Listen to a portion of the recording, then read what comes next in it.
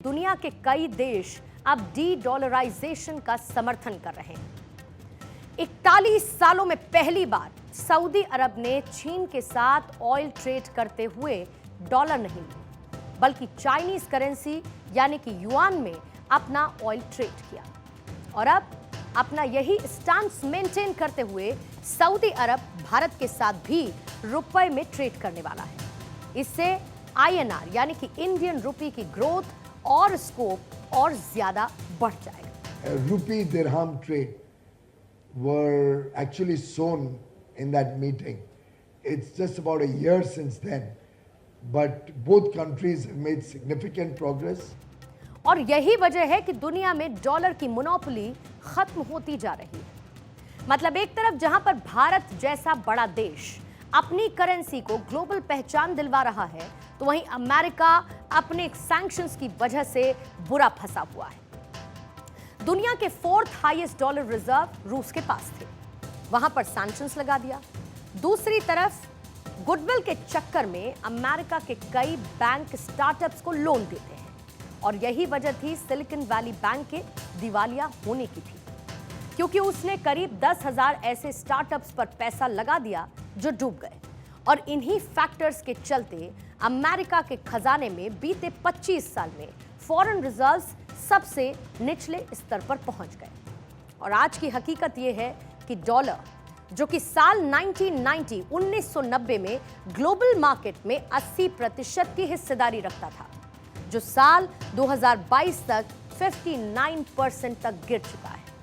अब इस सिचुएशन के बारे में हम सभी को शायद उतनी जानकारी भी नहीं थी, लेकिन प्रधानमंत्री नरेंद्र मोदी पहले ही स्टेप्स ले चुके थे। सबसे पहले तो प्रधानमंत्री मोदी ने एक नया ट्रेड मैकेनिज्म ही लॉन्च कर दिया, जिसके तहत दुनिया का कोई भी देश एक वॉस्ट्रो अकाउंट खोलकर भारत की बैंक के साथ जुड़ सकता है। ये बेसिकली वो अकाउंट्स होते हैं जो कि बाहर की बैंक भारत की बैंकों में खोलती है और बाहर के ट्रेडर्स इसमें अपने पेमेंट्स ट्रांसफर या फिर रिसीव कर सकते हैं। इसको और थोड़ा सा सिंप्लीफाई करते हैं। भारत में रहने वाले सोनू ने यूके में रहने वाले सैमुअल से एक कार खरीदी। अब उस कार को खरीदने के लिए सोनू भारत की बैंक में रुपए जमा करेगा। भारत की ये बैंक उन रुपयों को यूरो में कन्वर्ट करेगी और यूके के बैंक में भेजेगी, जिसके बाद सैमुअल की बैंक में अमाउंट पहुंच जाएगा और वो कार आपकी हो जाएगी। लेकिन यहां पर आपको कन्वर्जन रेट देना होगा, जो कि 2% से 5% का हो सकता है। लेकिन वॉस्ट्रो अकाउंट खोलने के बाद अब आपको कन्वर्जन रेट नहीं देना पड़ेगा। आप रुपए जमा करेंगे, उस देश का वॉस्ट्रो अकाउंट खुद ही उसे मैनेज कर लेगा। दूसरा बहुत इंपॉर्टेंट स्टेप जो गवर्नमेंट ने लिया वो था दुनिया में भारत की करेंसी का इस्तेमाल बढ़ाने के लिए एसेट्स के तौर पर मसाला बॉन्ड्स को एलोकेट करना, क्योंकि जनरली फॉरेन मार्केट में बॉन्ड्स डॉलर में ट्रेड होते हैं और ये मसाला बॉन्ड्स पहले हैं जो कि इंटरनेशनल मार्केट में रुपए में ट्रेड हो रहे हैं। ये स्टेप भी काफी सक्सेसफुल माना जा रहा है और हमारी currency south Asian reserve currency की तरह पॉपुलर हो रही है। और हाँ, ये यूं ही नहीं बल्कि साउथ एशियन रिजर्व करेंसी कही जा रही है, बल्कि इसका एक एग्जाम्पल आप देखिए। श्रीलंका, जहां पर फॉरेन रिजर्व के हाल बेहद खराब है, तो ईरान से तेल खरीदने के लिए भारतीय रुपयों का इस्तेमाल करने जा रहा है। यहां पर एक डायरेक्शन से रुपए अपना दबदबा बनाने निकल चुका है, तो दूसरी तरफ से यूपीआई भी दुनिया में अपना क्यूआर चमका रहा है। सरकार ने डिजिटल पेमेंट को प्रमोट करने के लिए यूपीआई सिस्टम को 13 देशों में लॉन्च किया। मतलब आप इन देशों में जाकर बिना किसी करेंसी एक्सचेंज की झंझट के फ्रीली उन देशों में घूम सकेंगे। जहां पर आप चाहें वहां पर अपने फोन से यूपीआई कर सकेंगे और इन देशों के नाम भी आपको बता देंगे, जैसे कि सिंगापुर में यूपीआई पेमेंट आप कर सकते हैं। न सिर्फ सिंगापुर बल्कि मलेशिया, कंबोडिया, इसके साथ ही हांगकांग और नेपाल। लेकिन ये लिस्ट यहीं पर खत्म नहीं होती है। इसके साथ ही भूटान हो, ओमान हो या फिर हो रशिया, यूनाइटेड किंगडम और वियतनाम, साथ ही फिलीपींस भी, थाईलैंड और ताइवान भी। साउथ कोरिया में भी और जापान में भी, साथ ही फ्रांस में भी आप यूपीआई का इस्तेमाल कर सकते हैं। यानी कि भारत का सिक्का दुनिया में चल पड़ा है, लेकिन मंजिल अभी भी दूर है। और क्यों दूर है? क्योंकि हम मंजिल से ही दूर भाग रहे थे।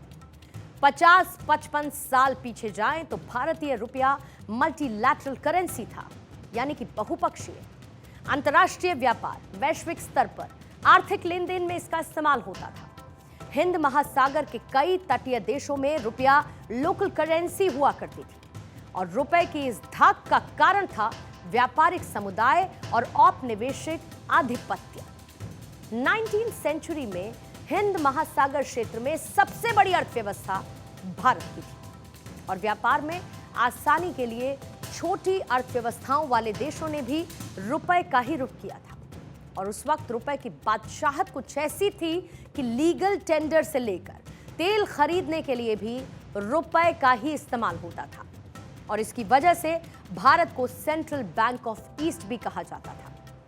गल्फ में भी भारत का रुपया इतना ज्यादा ताकतवर था कि इसे गल्फ रूपी भी कहा जाता था। और अब शायद मोदी सरकार भारत को उसी दौर में वापस लाने की कोशिश कर रही है। हम जो मंजिल से दूर भाग रहे थे, अब मंजिल की ओर निकल चुके हैं। हाँ, वक्त लगेगा, लेकिन आज नहीं कल वक्त हमारा होगा। दुनिया हमारे रुपए से चलेगी, और ये दुनिया के कई देश समझ चुके हैं।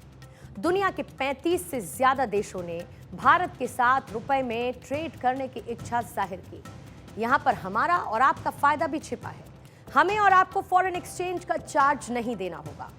भारत के कई बिजनेस हाउस फॉरेन बिजनेस के साथ एक स्टेबल कंपटीशन कर सके। यहाँ पर एक फायदा और होगा, वो है ट्रेड डेफिसिट की तस्वीर बदलेगी, क्योंकि जब रुपए में ट्रेड होगा तो भारत का ट्रेड डेफिसिट गैप भी फिलअप हो जाएगा।